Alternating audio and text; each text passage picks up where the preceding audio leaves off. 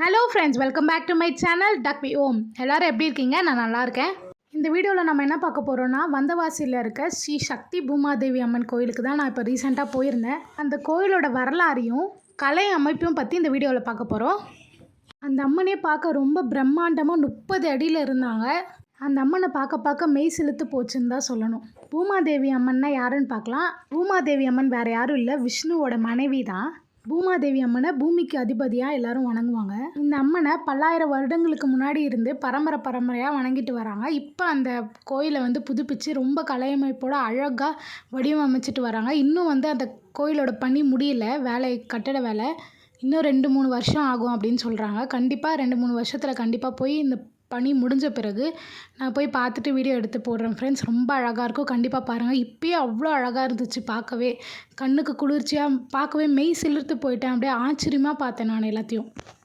என்ட்ரன்ஸில் போகிற வழியிலே விநாயகர் போட்டு ஒரு ஆர்ச் மாதிரி வச்சுட்டு லைனாக போகுது ஃப்ரெண்ட்ஸ். அப்படியே சுற்றியும் லிங்கமாக தான் இருக்குது. சிவபெருமானோட லிங்கமும் அதுக்கப்புறம் நடுப்புற ஒரு யானை தந்த மாதிரி வடிவமைச்சிருக்காங்க.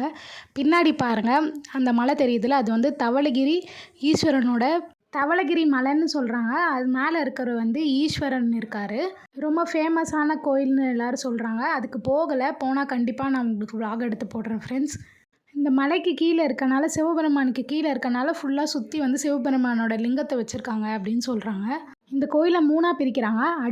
அடிவாரத்தில் தான் அம்மன் இருக்காங்க. 30 அடி ஆழத்தில் இருக்காங்க, 30 அடியில். அப்புறம் மேல் தளத்தில் கலையமைப்போடு எல்லா சாமிகளும் வச்சுருக்காங்க.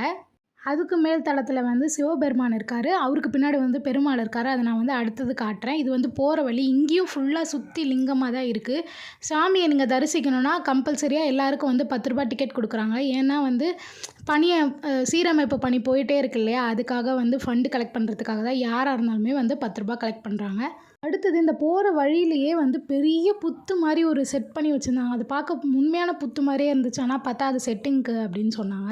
பார்த்துட்டு அப்படியே அம்மனை பார்க்க போனோம். போகிற வழி ஃபுல்லாக லிங்கமாக தான் இருந்துச்சு ஃப்ரெண்ட்ஸ். அப்புறம் போனால் 30 அடி ஆழத்தில் அந்த அம்மன் தண்ணியில் இருக்காங்க அப்படின்னு சொன்னாங்க. போய் பார்க்கவே அவ்வளோ அழகாக இருந்தது. அவ்வளோ பிரமிச்சு போய் நின்று அந்த சாமியை பார்த்தேன். அவ்வளோ அற்புதமாக இருந்தாங்க அவங்க. அப்படியே பார்க்க 2 கண்ணே போதாது, அவ்வளோ அழகாக இருந்துச்சு. லாஸ்ட்டாக அம்மனோட பிக்சரை நான் ஆட் பண்ணுறேன். அப்படியே தண்ணியில் தான் அம்மன் இருக்காங்க. அந்த அம்மன் எதிர்க்கவே வெங்கடாச்சலபதி பெருமாள் இருக்கார். ஏன்னா விஷ்ணு அவரோட ஹஸ்பண்ட் இல்லையா, அதனால். அப்படியே இப்போ நம்ம மேல் தளத்துக்கு வந்தோன்னா இங்கே கருடரோட பெருமானோட சன்னதி இருக்குது.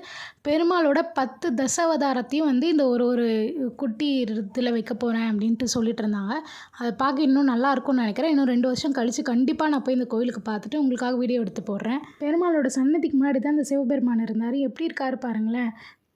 அப்படியே கைலாயத்தில் உட்காந்துட்டு இருந்த மாதிரி இருந்தது. அவர் காதில் குண்டலங்கள் அப்படியே மின்னிக்கிட்டு இருந்தது. இந்த கோயில் ரொம்பவே அழகாக இருந்துச்சு, இயற்கை சூழ்ந்து. இந்த கோயிலில் குபேரலக்ஷ்மிக்கும் தனி சன்னதி இருக்குதுன்னு எல்லோரும் சொல்கிறாங்க. யாரெல்லாம் இந்த கோயிலுக்கு போய் பார்த்துருக்கீங்கன்னு கீழே கமெண்ட் பண்ணுங்கள், நானும் தெரிஞ்சுக்கிறேன். இந்த கோயிலுக்கு போகலன்னா கண்டிப்பாக 2 வருஷம் கழித்து போய் பாருங்கள். அப்போ தான் எல்லா இதுவும் கம்ப்ளீட் பண்ணியிருக்கோம்.